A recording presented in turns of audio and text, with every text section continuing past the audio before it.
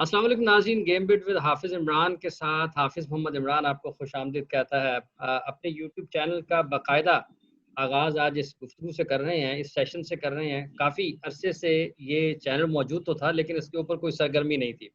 लेकिन अब हमने फ़ैसला किया है कि इसके ऊपर मुसलसल आपके साथ राब्ते में रहा जाए, और जो पाकिस्तान के क्रिकेट में हो रहा है, जो कुछ पाकिस्तान में हो रहा है, उस पर जो पाकिस्तान के अहम लोग हैं, जो करता धरता हैं, जो उसको देखने वाले हैं, वो तमाम स्टेक होल्डर्स की राय आप तक पहुँचाई जाए। तो इस वीडियो सेशन का जो हमने एहतमाम किया और जो उसका आगाज़ किया है, वो हम आज से कर रहे हैं पाकिस्तान में चोटी के sports anchor Mirza Iqbal bag साहब के साथ, जिनकी राय बहुत मुस्तनद है, बहुत अहमियत की हामिल है।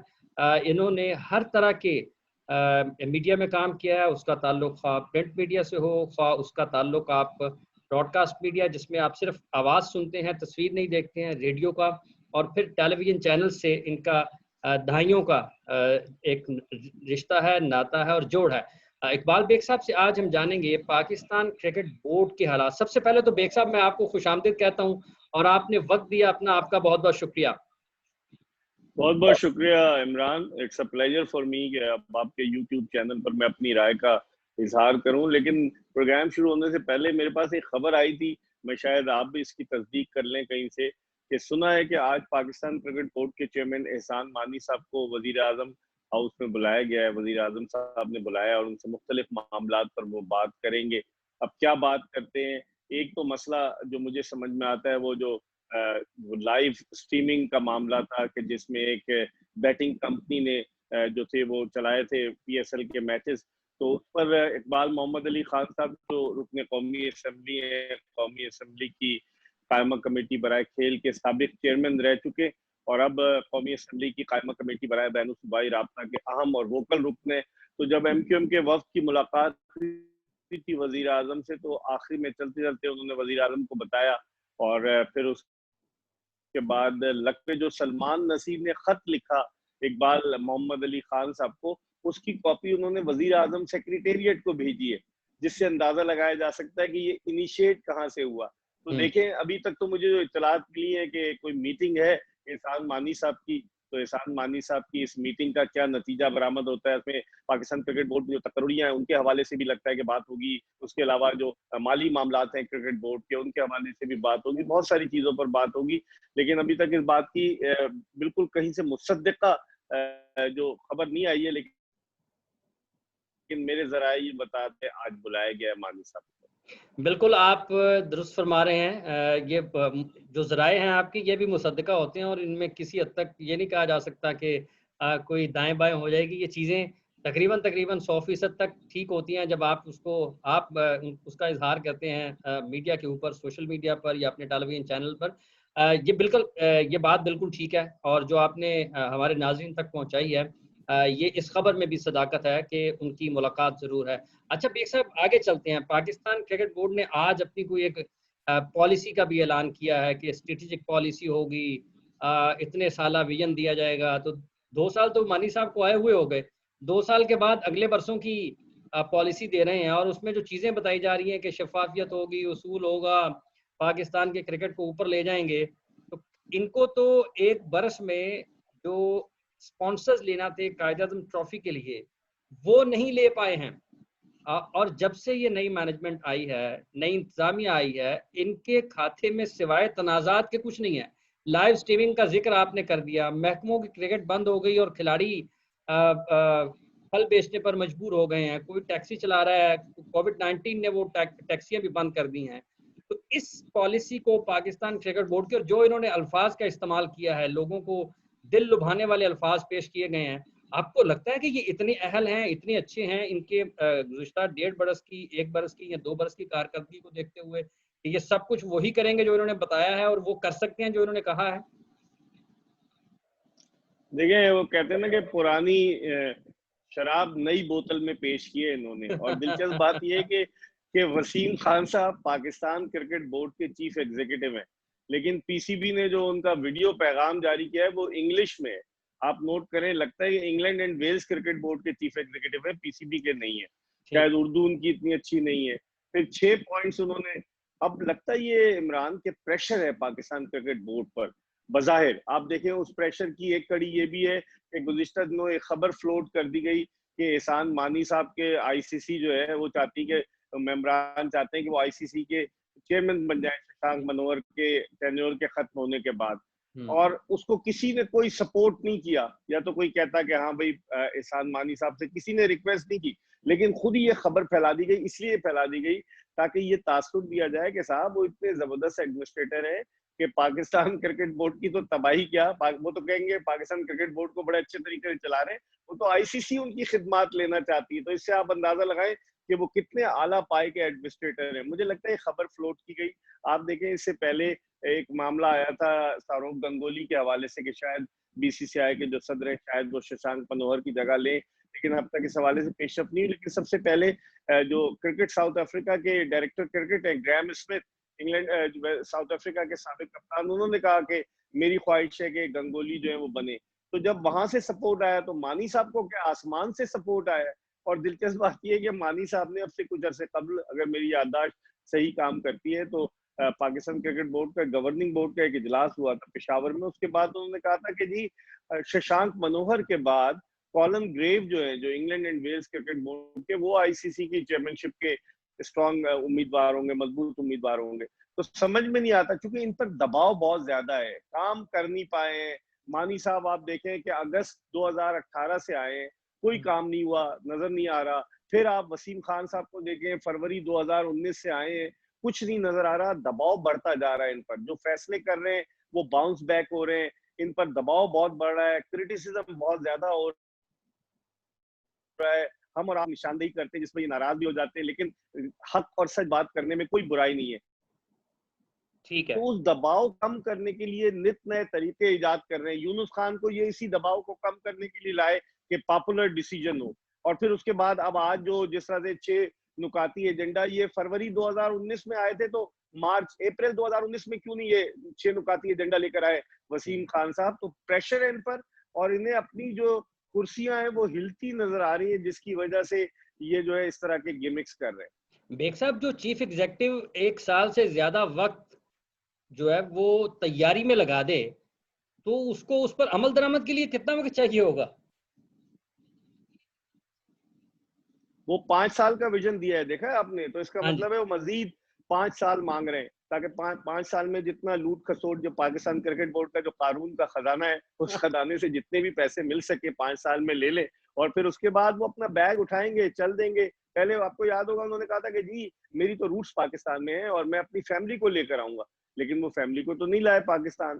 وہ جب ان کا ٹینیور ختم ہوگا، ان کا معاہدہ ختم ہوگا، بیگ اٹھائیں گے۔ انہوں نے شرط رکھی ہوئی معاہدے میں کہ اگر پاکستان کرکٹ بورڈ پہلے معاہدہ ختم کرے گا تو چند ماہ کی تنخواہ بھی انہیں دے گا، تو وہ سارا بٹوریں گے قارون کے خزانے سے اور روانہ ہو جائیں گے بیگ انگلینڈ۔ صاحب آپ مسلسل اس حوالے سے بات کرتے ہیں، لیکن بورڈ کے اعلیٰ حکام بہت ناپسند کرتے ہیں کہ جب کبھی ان کے مالی معاملات کا اخبارات میں یا ٹیلی ویژن چینلز پر اس پر گفتگو ہو، آپ کو کبھی کسی نے نہیں کہا، آپ کے اوپر دباؤ نہیں آیا کہ بیگ صاحب ہاتھ تھوڑا رکھو، تنخواہ دا ذکر نہ کرو، براعت دا ذکر نہ کرو، دائیں بائیں تو یہ گلا نہ کرو، اس قسم کا دباؤ کبھی نہیں آیا؟ آیا ہے دباؤ، آیا ہے، کیوں نہیں آیا؟ ریکویسٹ آئی ہے کہ یار آپ ہمارے دوست کو، ریکویسٹ کی، لیکن یہ پی سی بی کوئی فلاحی ادارہ تھوڑی ہے، کیا تو یہ فلاحی ادارہ ہو تو ہم بات نہ کریں، یہ فلاحی ادارہ تو نہیں ہے، یہ ایک اچھی کارپوریٹ کلچر کے تحت چلنے والی آرگنائزیشن ہے جس کے سربراہ کے بقول احسان مانی کے دنیا مشکلات سے دوچار ہے۔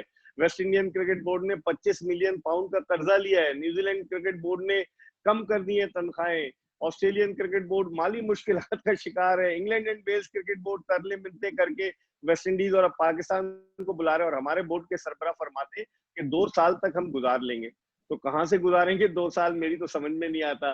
تو یہ کہتے تو ہیں کہ مالی معاملات پر بات نہ کرو، لیکن یہ کہ یہ پاکستان کرکٹ بورڈ ایک عوامی ادارہ ہے، اور کوئی بھی شخص جو ہے وہ پوچھ سکتا ہے کہ بھائی جب آپ کتنے پیسے لے رہے ہیں اور آپ کی کیا اکاؤنٹیبلٹی ہے۔ پریشر آتا ہے، لیکن جو پریشر سے نکل جائے وہی سکندر ہوتا ہے، اور جو پریشر میں آ کر اپنی قیمت لگا دے تو پھر وہ بس کیا کہیں اس کو۔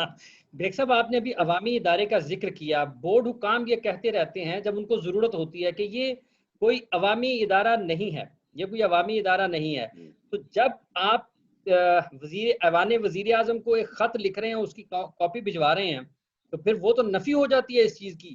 اگر ایک آزاد اور خود مختار یا ایک غیر سرکاری ادارہ ہو تو وزیر اعظم صاحب کو تو آپ کو خط لکھ کر بتانے کی کچھ ضرورت نہیں ہے کہ آپ کیا کر رہے ہیں کیا نہیں کر رہے ہیں.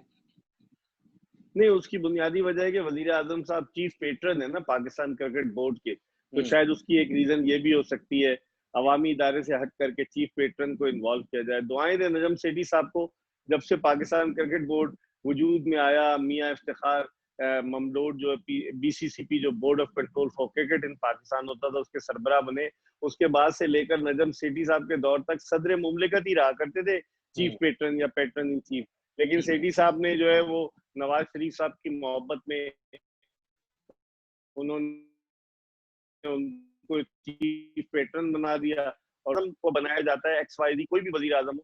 تو اس لیے میرے خیال میں اس لیٹر میں انہوں نے ذکر کیا, لیکن اس لیٹر میں ذکر اس لیے ہوا ہے عمران, جو مجھے لگتا ہے کہ پوچھ گچھ ہوئی ہے ان کی وزیر اعظم ہاؤس سے, جس کی وجہ سے اس لیٹر میں انہوں نے کاپی ان کو دی ہے, ورنہ یہ آج تک تو انہوں نے کبھی کوئی کاپی نہیں بھیجی وزیر اعظم ہاؤس کو.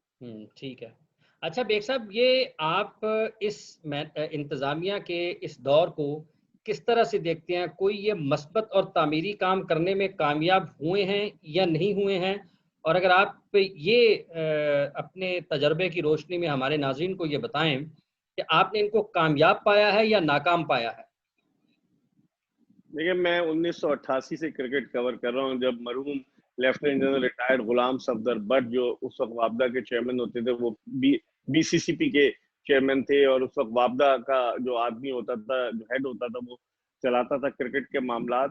میں نے مطلب جو صورتحال اس وقت دیکھی ہے کہ ایسا لگتا ہے کہ پورا ری ویمپ کر رہے ہیں پاکستان کرکٹ بورڈ کو. آپ دیکھیں چیف ایگزیکٹو نئے آ گئے ہیں, آپ دیکھیں چیف آپریٹنگ آفیسر نئے آ گئے ہیں, سلیکشن کمیٹی آپ دیکھیں, ہیڈ کوچ, پھر جو نیشنل کرکٹ اکیڈمی کا نام بدل رہے, توفیق ضیاء صاحب کے دور میں سن 2000 میں نیشنل کرکٹ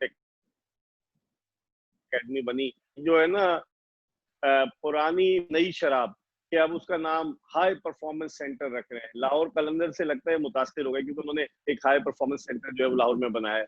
تو یہ جو اقدامات کر رہے ہیں, میں سمجھتا ہوں انتظامی طور پر یہ مکمل طور سے ناکام ثابت ہوئے اگر حقیقت کی نگاہ سے دیکھا جائے, کیونکہ جس طرح کے اقدامات انہوں نے کیے ہیں وہ کوئی اس کا ایک پازیٹیو جو ہے رزلٹ نہیں آیا اب تک میری نظر میں. ہو سکتا ہے کہ میں ناقد ہوں, میں ایک ناقد کی نگاہ سے دیکھتا ہوں, تنقید کرتا ہوں, لیکن میرا اپنا تجربہ بھی یہ کہتا ہے کہ ان کے دور میں وہ بات نہیں آئی. اور ایک جیسے کہنا چاہیے کہ ایک ایسا دور آ گیا, آپ دیکھیں ڈائریکٹر مارکیٹنگ بھی نئے آ گئے ہیں, وہ جو ڈائریکٹر کمرشل کا نام دے دیا گیا ہے بابر حامد صاحب, ان کو میں نے خود اپنی آنکھوں سے فیصل آباد میں ڈانس کرتے ہوئے دیکھا, گانے پر نیچے گراؤنڈ میں گانا بج رہا تھا.